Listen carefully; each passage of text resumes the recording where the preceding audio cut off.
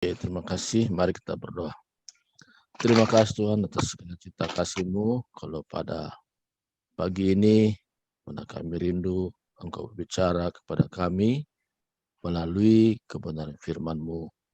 Kuasai semua alam roh, alam pikiran kami, sehingga kami konsentrasi kepada firman-Mu. Sehingga itu menjadi jawaban bagi kami pagi ini. Berfirmanlah Engkau Tuhan, kami siap mendengarkannya. Di dalam nama Yesus Kristus kami berdoa. Amin. Ya, saudara kasih Tuhan, hari ini tema kita yaitu tentang telah dimerdekakan. Ini sangat penting kita pahami. Kata telah di sini sesuatu yang sudah terjadi, bukan akan terjadi. Nah, jadi kata dimerdekakan, dibebaskan. Ya, kalau kata mereka, kita ingat bagaimana Indonesia dijajah oleh Belanda, dijajah oleh Jepang, tapi ketika merdeka atau terlepas dari jajahan itu, merdeka, jadi bukan diperbudak. Itu yang kita perlu pahami. Ya, sini firman Tuhan memberikan kita jaminan, kamu telah dimerdekakan dari dosa. Jadi dalam hidup manusia, dimerdekakan atau dikuasai. Jadi pagi ini dijelaskan kepada kita bahwa kita telah dimerdekakan dari dosa. Artinya bebas dari dosa, tidak terikat dengan dosa, tidak dikuasai oleh dosa, dan menjadi hamba kebenaran. Jadi syarat menjadi hamba kebenaran itu sesudah orang tersebut dimerdekakan dari dosa. Berbeda syarat menjadi pendeta, syarat menjadi hamba kebenaran. Jadi di mana perbedaannya? Kalau menjadi pendeta diangkat oleh sebuah organisasi, ya apapun mereknya diangkat. Nah, maka kenapa kadang-kadang dalam kehidupan seseorang diangkat oleh sebuah organisasi, kita merasa nggak pantas dong seperti itu kelakuannya. Kadang-kadang dalam hati mencela. Tapi hari ini Tuhan mau kita berpandangan bukan apa pandangan organisasi, tapi apa pandangan Tuhan melalui firman-Nya.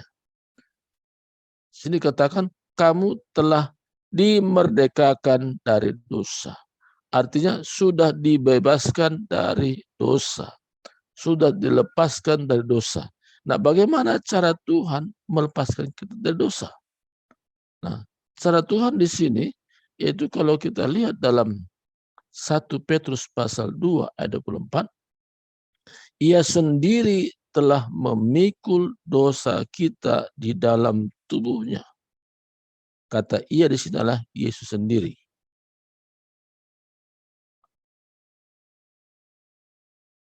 Di mana dipikul di kayu salib, supaya kita yang telah mati terhadap dosa hidup untuk kebenaran. Oleh bilur-bilurnya kamu telah sembuh.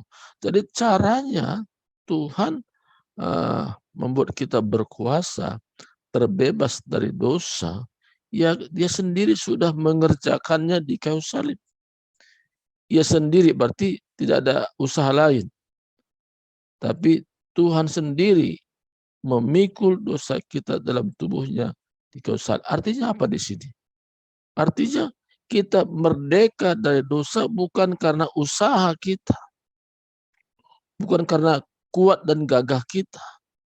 Tapi oleh karena anugerah, karena Yesus sendiri sudah mengerjakannya di kayu salib 2000 tahun yang lalu, dan dianugerahkan kepada kita bahwa kita bukan lagi orang berdosa, tapi hidup oleh kebenaran.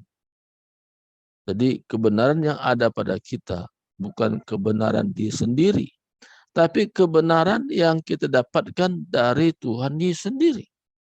Sehingga tidak ada satu manusia pun berbangga-bangga, saya layak masuk surga, layak menikmati suasana adalah surga, saya menjadi hamba Tuhan oleh karena usaha sendiri. Tidak seperti itu. Justru kita bisa semakin merendahkan hati kita bahwa ini semua karena anugerah Tuhan. Saya bisa melayani Tuhan oleh karena anugerah Tuhan. Kepercayaan Tuhan diberikan kepada saya dan melayani hari ini berbagai kalangan situasi masyarakat yang kita temui, dan kita ada kemampuan yang Tuhan beri. Itu oleh namanya kasih karunia. Dan ini semua membawa kita tetap belajar rendah hati. Karena tidak ada karena usaha manusia dia diselamatkan. Tapi oleh karena beriman kepada apa yang Yesus kerjakan di kayu salib. Jadi kita telah dimerdekakan dari dosa. Ini iya dan pasti. Karena perkataan Tuhan sendiri. Kalau perkataan manusia bisa berubah-ubah. Tapi perkataan Tuhan iya dan amin. Pasti. Nah, di mana kepastiannya? Karena jaminan itu dari Tuhan sendiri. Dan dia sudah mengerjakannya waktu dia memikul dosa kita dalam tubuhnya di kayu salib. Tujuannya apa? Supaya kita yang telah mati dosa hidup untuk kebenaran. Nah, ini yang sangat penting kita pahami. Apa arti hidup untuk kebenaran? Kalau kita pahami ini, kita memiliki roh yang menyala-nyala dan melayani Tuhan. Karena kita tahu, kita tidak hanya cukup kita sendiri yang dimerdekakan. Kita rindu orang lain pun dimerdekakan juga. Bagaimana caranya? Kita berdoa, Tuhan urapi perkataan saya. Sehingga apa yang saya sampaikan ini bukan bersumber dari saya, tapi sumbernya dari Engkau. Engkau yang meminjam saya menyampaikan isi hatimu Tuhan. Jadi kita berdoa ke arah itu. Jadi kita pentingnya berdoa itu bukan sekedar kebutuhan hidup, tapi kita tahu bahwa tujuan Tuhan atas hidup kita supaya melalui perkataan kita yang diurapi oleh Tuhan melalui Roh Kudus, sehingga orang lain pun menerima pengalaman yang sama seperti apa yang kita alami sendiri. Jadi hidup kita bergairah itu ketika ada jiwa-jiwa diselamatkan. Artinya ketika ada orang membuka hatinya, menerima Yesus Kristus secara pribadi, Yesus adalah Tuhan dan Juru Selamatku. Firman Tuhan katakan, satu jiwa saja, malaikat di surga bersorak-sorai. Terlebih kita juga akan mengalami hal yang sama. Saya punya pengalaman dalam hal ini. Ketika saya menuntun orang secara pribadi, supaya dia betul-betul memahami bagaimana karya Yesus. Waktu saya menuntun dia dalam doa, waktu saya berjabat tangan, dan saya terasa kok ada tetesan air di tangan saya, agak hangat sedikit. Rupanya dia dapat sentuhan, bahwa selama ini ada kekosongan dalam dirinya, tapi waktu sampaikan firman Tuhan itu menyentuh hatinya. Dia menerima karya Yesus di kayu salib. Dia sadari keselamatannya bukan karena usahanya, tapi karena anugerah itu sendiri yang Yesus berikan kepadanya. Saudaraku, waktu saya mendoakan orang tersebut bersuka cita, terlebih saya juga bersuka cita. Ada rasa luar biasa, mau pingin lagi, menyampaikan kebenaran. Dan saudaraku, semangat kita dalam hidup ini bukan ditentukan oleh karena kebutuhan kita sehari-hari dicukupkan, tetapi kita memahami bahwa tujuan Tuhan dalam hidup kita, kita menyampaikan isi hati Tuhan, dan orang lain membuka hatinya, menerimanya dengan sungguh-sungguh, dan itu membuat kita bergairah dan terus mau lagi melakukannya, dan terus mau melakukannya. Lakukan Tuhan. Sudahkah saudara punya pengalaman bagaimana menuntun orang kepada kebenaran? Karena Tuhan mau kita masing-masing menjadi hamba kebenaran. Nah, menjadi hamba kebenaran artinya kita mengamalkan apa yang Tuhan perintahkan, apa yang Tuhan suruh. Dan hati kita punya prinsip. Kalau Tuhan berbicara, aku melakukannya. Aku terus mau melakukannya. Kenapa? Karena Tuhan punya kehendak terhadap kita. Cuman kita memilih apakah kita menolak atau menerima. Tapi pada pagi ini saudaraku, Tuhan mau bahwa kita itu memberikan kebebasan untuk pilihan. Dan kita berkata iya atas firman Tuhan. Dan tidak terhadap yang lain. Jadi hari ini kita punya keputusan menentukan bagaimana pemakaian Tuhan untuk dari hari ke hari luar biasa. Tadi awalnya penyembahan kami tadi Timawar masuk jam 2:30 ya. Dia sudah masuk 2:30, saya lihat, waduh luar biasa ini. Nah, waktu penyembahan all surrender ya, all surrender to Jesus. Saya sendiri di dapat zaman itu bagaimana kuserahkan semuanya kepada Yesus. Jadi rupanya Tuhan tertarik dari penyerahan hati kita. All surrender, all surrender. Nah, kuserahkan semuanya kepada Tuhan. Saudaraku, kalau kita berkata, Tuhan, pagi ini aku serahkan seluruh hidupku, roh, jiwa, dan tubuhku, kuserahkan kepada Tuhan. Penyerahan kita secara total menentukan pemakaian Tuhan lebih dasar lagi dalam melayani. Apa hambatannya? Sehingga pemakaian Tuhan kurang. Karena penyerahan kita mungkin ada 50%, ada 60%, ada 75%. Tapi pagi ini Tuhan ingatkan kepada kita bahwa penyerahan kita yaitu 100% untuk dipakai oleh Tuhan. Dari perkataan kita, dari tindakan kita selaras. Itu namanya integritas. Dan apa yang kita saksikan, karena itu pengalaman hidup kita, bagaimana pemakaian Tuhan.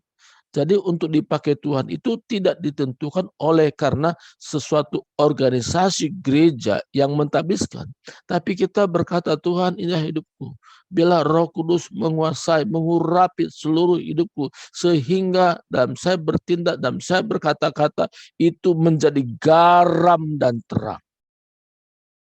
Saudara Tuhan, ini yang Tuhan mau dari hari ke hari kita serahkan kepada Tuhan. Kalau kita baca dalam Roma pasal 6 ayat 14 katakan, sebab kamu tidak akan dikuasai lagi oleh dosa karena kamu tidak berada di bawah hukum Taurat tapi di bawah kasih karunia. Ini jaminan. Tidak akan dikuasai lagi oleh dosa.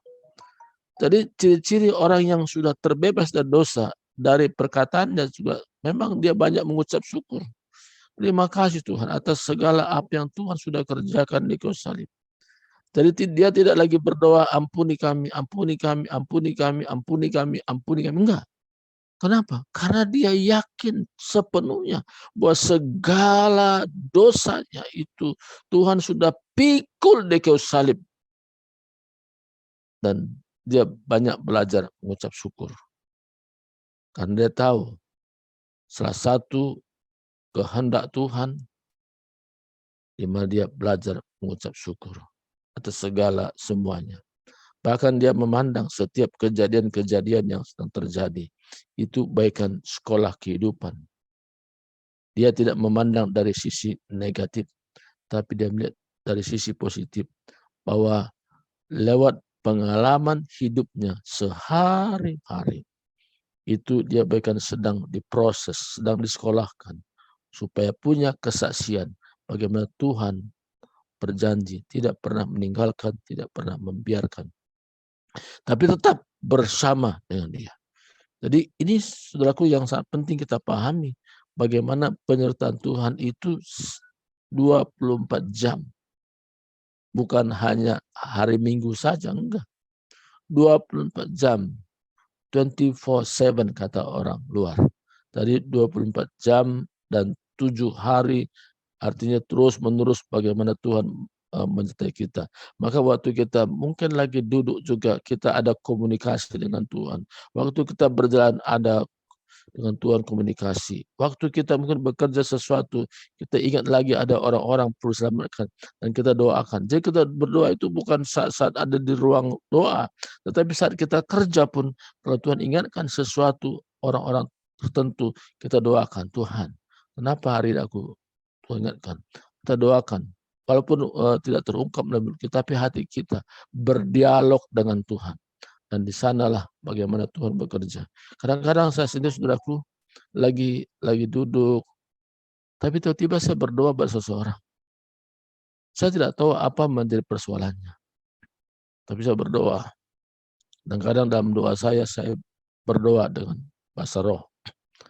Bahasa roh artinya kita tidak memikirkan tentang bagaimana kata-kata doa kita itu, tapi kita hanya berdoa bahasa roh. Dan kita berdoa, kadang-kadang kita bisa menangis buat orang. Kita berdoa, kutu hati kita, hosikatana. Kita berdoa seperti itu. Ya, enggak sama semua kata-kata, tapi kita berdoa, saudaraku. Dalam doa kita merasakan bahwa jamahan Tuhan luar biasa, sehingga kita mengalami lawatan sukacita, lawatan atmosfer yang luar biasa. Dan bisa kita konfirmasi kepada orang yang kita doakan, apa yang dia alami saat kita berdoa itu. Ada satu kejadian, ya ini pengalaman seseorang. Dia tidak tahu doa buat seseorang, Tuhan ingatkan. Tapi dia berdoa, dia taat apa yang Tuhan katakan untuk mendoakan orang tersebut. Nah, akhirnya pada hari berikutnya ditanya orang tersebut, apa yang kau alami saat jam sekian, saat dia berdoa? Dia katakan, saya nyaris kecelakaan. Jadi rupanya Tuhan suruh berdoa buat orang yang nyaris kecelakaan. Dia diselamatkan, saudaraku. Nah, banyak hal kejadian mungkin juga ketika Tuhan suruh kita berdoa seseorang. Mungkin orang itu dalam kondisi kritis, perlu selamatkan. Kita berdoa buat mereka. Sehingga jiwa-jiwa akan mengalami kelepasan, kebebasan, keselamatan. Oleh karena apa?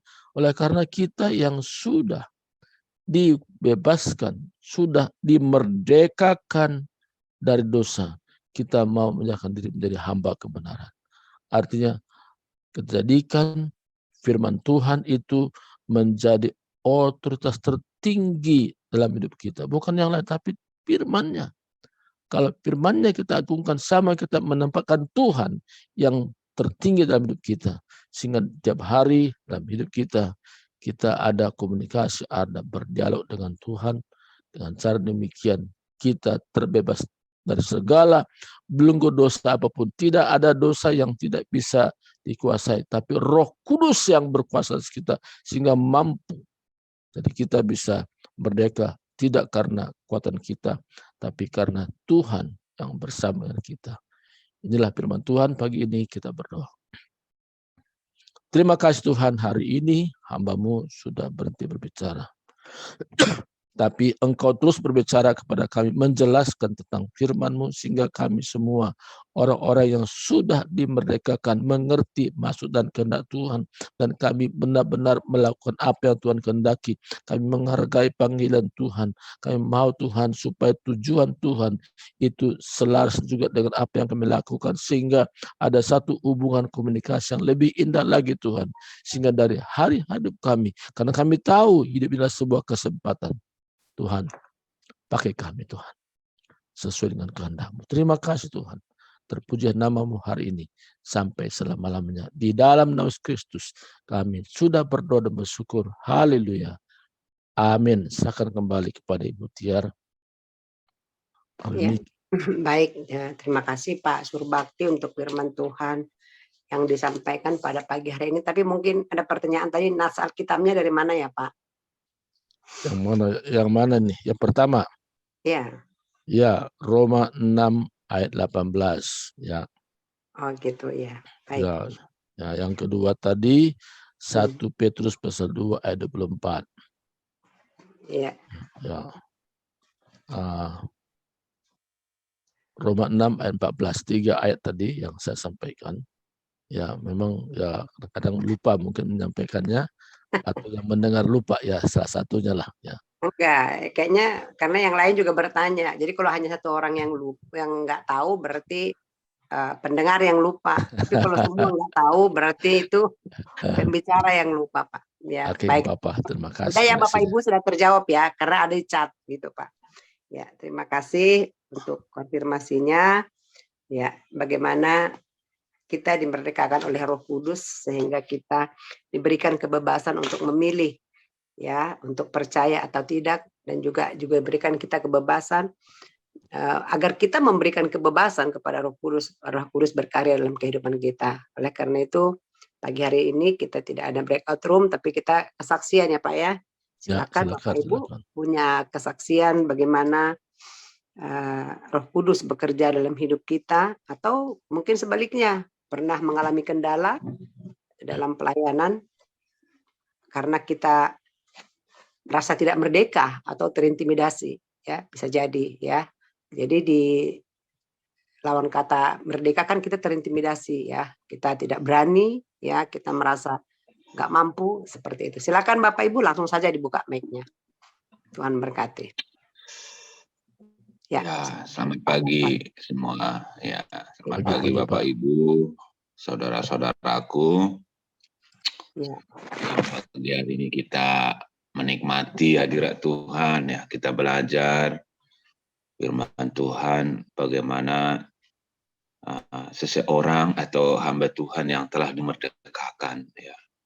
Saya merasakan bagaimana penyertaan Tuhan, bagaimana hati saya diubahkan oleh Tuhan, merdeka dari perbuatan, merdeka dari pemikiran yang semakin saya pahami sangat betul ya firman Tuhan itu ya. Ketika kita dekat dengan Tuhan, maka kita akan merasa merdeka. Merdeka dalam pengertian dahulu kita ada di situasi yang tidak disukai oleh Tuhan ya. Jadi saya pun seseorang yang dahulu saya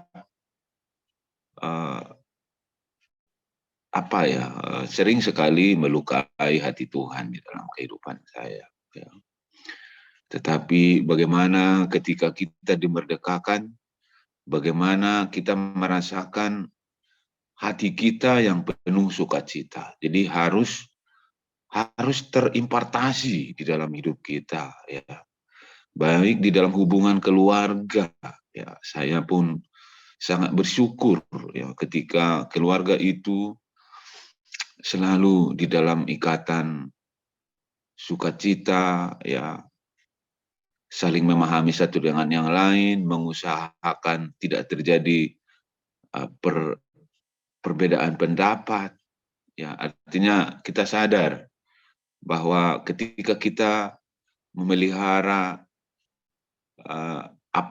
roh-roh yang tidak baik itu ada, maka Tuhan akan langsung campur tangan ya dalam hidup kita, sehingga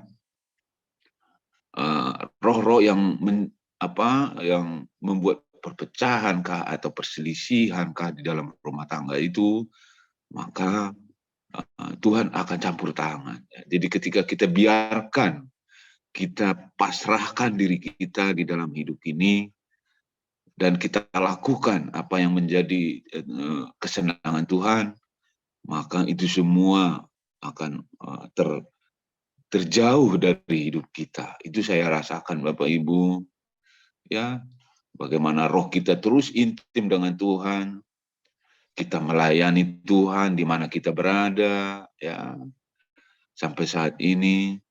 Dan apa yang kita dapatkan di dalam penyertaan Tuhan, yang saya dapatkan selama ini Bapak Ibu, semuanya on the track-nya Tuhan. Jadi ketika kita akhir-akhir inilah saya minta kepada Tuhan, apa sih maunya Tuhan bagi saya gitu kan. Maka saya merasakan sangat bersyukur. Jadi ada sesuatu yang saya pikirkan, kira-kira bisa nggak ini? Ternyata on the track, step by step itu saya lampaui gitu ya. di dalam hubungan saya dengan teman-teman, semua di sini, program-program ke depan hidup saya, semuanya saya lalui. Bahwa saya ada punya rencana saya akan stop dalam pekerjaan saya di sini. Tapi Tuhan, saya mau bertemu dengan teman-teman saya di sini. Semua Tuhan apa lakukan, dan itu menjadi kesaksian gitu ya. Menjadi kesaksian bahwa saya yakin semua program saya ini adalah programnya Tuhan. Itu yang saya pikirkan, Bapak Ibu. Kalau saya pikirkan secara dunia, saya mau cari dunia lagi. Tapi saya berpikir hal dari sisi lain. Saya mau melayani Tuhan. Nah, saya lihat bagaimana perbuatan Tuhan kepada saya akhir-akhir ini, sehingga saya sangat bersyukur, Bapak Ibu. Jadi terpelihara terus ketika roh saya dimerdekakan oleh Tuhan itu, maka pikiran kita itu lancar gitu ya, Bapak Ibu. Lancar sekali ya, sukacita terus. Jadi kadang-kadang yang membuat kita itu bermasalah karena kita pelihara roh-roh yang tidak merdeka di dalam hidup kita. Contoh, sering sekali sudah kita tahu salah tapi kita berbuat salah. Itu yang kadang yang mengikat kita gitu. Jadi ketika kita itu kita patahkan, kita mau di luar daripada kondisi itu, maka roh Tuhan terus memelihara kita. Jadi luar biasa lah pokoknya, Bapak Ibu, saudaraku, kesaksian saya dalam Tuhan itu, saya yakin juga kita semua, Bapak dan Ibu semua, kenapa dengan susah-susah pagi hari dibangun. Kalau saya sih berharap dalam hati saya itu, saya nggak usah ditelepon Pak Surbakti, gitu. Tapi Tuhan yang menelpon saya, karena memang tepat. Tadi jam 4 berapa itu, 4 lewat, saya sudah selalu bangun tiap pagi. Jadi saya terus terang, saya tidak begitu suka ditelepon. Saya disuka ditelepon Tuhan, gitu ya. Jadi bukan apa, tapi saya senang juga saudara-saudara semua menghubungi kita. Tapi untuk hal ini, saya mau Tuhan yang menelpon saya, gitu kan. Jadi artinya saya tidak mau membebani teman saya. Jadi Tuhanlah yang saya bebankan. Tapi puji Tuhan, Tuhan bangunkan saya. Ya, jadi saya yakin, saya lihat semua wajah-wajah dari Bapak dan Ibu semua ini haus akan firman pengajaran. Semalam saya ikut Natal di sini, bahwa tema PGI di sini, pergilah dari jalan lain, ketika Herodes meminta orang Majus untuk kembali, tapi mereka tidak kembali, pergi ke jalan lain. Artinya saya maknai bahwa jalan lain itu adalah jalan di mana Tuhan hadir. Itulah jalan lain yang dulu kita berdosa. Jadi dalam Yohanes 3:16 itu, bahwa akulah jalan dan kebenaran dan hidup. Itulah jalan lain itu. Jadi saya bersyukur jalan lain itu adalah jalan kelahiran Tuhan Yesus. Kita juga semua bersyukur hari ini di masa-masa Natal kelahiran Tuhan. Hadirlah Tuhan. Lahirlah Tuhan dalam hidup kita semua. Itu aja, Bu Tiar. Terima kasih kesaksian ini. Biarlah berkati. Amin. Terima kasih, Bu Tiar. Amin. Si Pak Lamsari ya, luar biasa kasihannya ya. Terus maju terus dalam Tuhan ya Pak. Ya, Tuhan pakai lebih dahsyat lagi.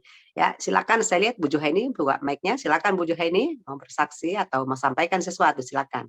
Iya, ini ada satu pengkongsian saya tentang apa yang kita kongsikan dari anak saya semalam. Ya. Ini yang saya kongsikan kembali di sini. Yang sebelumnya, memang itu pekerjaan iblis yang sangat dahsyat bagi anak-anak saya. Sebab sebelum itu saya tidak dapat mengawal mereka karena mereka menurut dengan keinginan mereka sendiri. Tidak patuh dengan apa yang orang tua perintahkan kepada mereka. Mereka ikut kemauan mereka sendiri. Apa yang mereka lakukan itu adalah kemauan mereka sendiri untuk pergi ke satu tempat itu. Kebetulan mereka bertemu dengan kumpulan-kumpulan itu, dan di sana mereka mengalami satu mereka dikuasai dengan roh intimisasi itu. Dan saya sangat bersyukur karena Tuhan telah terus masuk di dalam hadirat saya. Sebab semasa mereka melakukan di luar kawalan mereka itu, saya betul-betul tidak dapat mengawal mereka. Kebetulan pada masa itu adalah caroling kami, dan mereka melakukan sesuatu yang di luar, betul-betul di luar kawalan kami. Dan saya sangat saya kebingungan apa yang saya buat pada masa itu, karena saya tidak dapat menegur mereka. Mereka lebih kuat dari saya. Apa yang mereka katakan itu, saya tidak dapat melawan mereka. Tapi syukur puji Tuhan, Tuhan itu menyertai saya, dan saya mendapat bisikan bahwa mereka ini tidak boleh ditegur. Malah saya bagi satu pendapat bagi mereka supaya karunia itu kemungkinan dari Tuhan. Saya mengatakan begitu kepada mereka, dan kamu perlu bimbingan dari seorang pastor, kata begitu. Akhirnya mereka lembut dan menerima teguran saya itu. Dan pagi itu saya hubungi pastor saya, mentor saya ini, dan dia mengatakan oke. Dia datang di tempat kami, dan dia beri perkongsian sedikit dengan anak-anak itu. Dan pastor ini mengatakan jangan dulu, stop dulu kamu menggunakan karunia kamu itu. Jadi anak ini dia menurut, dan mereka tidak menggunakan karunia-karunia mereka itu. Mereka menggunakan karunia itu memang sangat membingungkan saya. Di luar kawalan itu bukan, saya sudah melihat mereka bahwa karunia itu bukannya dari Roh Kudus. Jadi saya melihatkan itu adalah dari roh intimisasi. Jadi dan pagi dan selepas pastor itu memberi konseling mereka, dan saya mengatakan di dalam hati saya mereka ini masih lagi di bawah penguasaan roh intimisasi. Jadi saya mengambil satu keputusan. Saya dengan secara lembut saya mengatakan, jangan dulu kamu menggunakan itu. Kamu punya roh yang ada di dalam kamu itu ada dua, Roh Kudus dan roh intimisasi. Saya mengatakan itu, dan saya tanya mereka, apa kamu paham dengan Roh Kudus dan roh intimisasi? Ya, mereka tidak. Jadi saya bagi mereka penerangan. Akhirnya mereka penerangan dengan roh intimisasi ini. Jadi hati mereka terbuka. Mereka merasakan apa yang mereka lakukan itu benar-benar salah. Jadi saya sangat bersyukur sebab Tuhan itu tidak meninggalkan saya, dan dia memberi kekuatan bagi saya untuk mengubah anak-anak saya. Amin. Dan itulah perkongsian saya hari ini, dan saya mohon bantuan dari kalian supaya anak-anak saya ini terus didoakan supaya mereka betul-betul terlepas dari roh intimisasi itu. Itu saja perkongsian saya, Bu. Baik ya. Terima kasih Bu Juhaini ya. Tetap semangat. Yaitu tadi salah satu cara kita untuk menjaga anak kita, melindungi anak-anak kita, karena kita tidak 24 jam bersama, hanya lewat doa, ya. doa kita itulah yang menutup bungkus mereka, memeluk mereka sehingga mereka tetap dalam kuasa Tuhan. Dan itu Bu Juhaini sudah lakukan, sehingga walaupun tadinya anak-anak itu sempat ikut dengan arus ataupun ajaran yang tidak baik, bukan dari Tuhan, tapi Tuhan sudah menolong dan mereka sudah kembali. Dan tadi malam kita doakan, kita sudah tanya apakah kalian yakin sudah tidak mau mengikuti, mereka jawab dengan yakin kan? Ya, Iya. kami yakin itu salah gitu kan. Nah, tapi teruslah dibina ya Bu Juhaini. Memang anak-anak muda ini adalah apa ya? Kalau dalam Alkitab itu dikatakan mereka ini masa depan. Ya, masa depan buat kita, buat bangsa, buat negara, buat gereja juga. Ya kan? Ya. Nah, jadi kita harus fokus buat mereka sebenarnya. Bagaimana biar mereka itu bisa bertumbuh dengan baik di jalan yang baik. Nah, ketika mereka ada di jalan baik, maka masa depan kita baik. Kan gitu. Iya. Nah, ya. Tapi kalau masa depan mereka hancur, ya, atau berantakan lah, katakan, maka ya kita juga berantakan. Nanti karena kita paling berapa tahun lagi kita tua.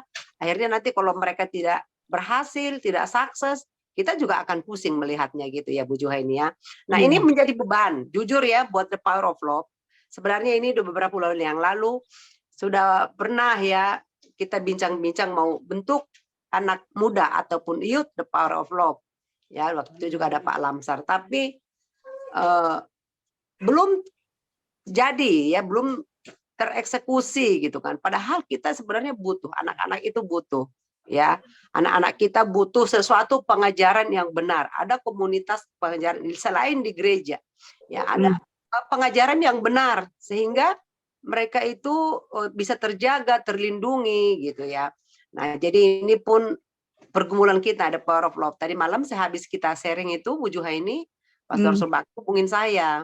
Memang saya bilang gini, Pak Surbakti bilang, apakah ibu terbeban gitu ya melihat anak-anak itu? Saya dari dulu terbeban, ya. Saya dari dulu terbeban. Nah, tapi nggak bisa jalan sendiri, betul kan? Iya. Nah, jadi kita harus orang tua yang mendukung anak-anak ini. Nah, kalau kita mau masa depan kita baik, masa depan keluarga kita baik, ya, maka kita harus dukung anak-anak kita. Ya, seperti itu Bapak Ibu ya. Jadi ini hanya sebagai pengantar, tapi Pak Surbakti juga harapannya besar sekali. Youth ini akan dimulai gitu ya. Walaupun belum ditentukan tanggal, tapi tadi malam dia respect banget. Dan memang waktu dia berdoa itu saya lihat dia mau menangis, Bu. Melihat anak-anak itu. Anak-anak yang masih polos, masih belia. Ya, kalau sedikit saja itu tadinya nggak bisa kembali, hilap, maka habis, hancur masa depan mereka. Ya, saya tadi cerita sama mereka. Di sini pun ada organisasi seperti itu. Jadi mereka mengatakan nama Tuhan, direkrut. Ya, saya salah satu, bukan anggota keluarga, satu kampung kami masuk di situ. Jadi sampai sekarang dia tidak menikah. Kenapa? Karena dia masuk di pergaulan bebas, tapi mengatakan nama Tuhan.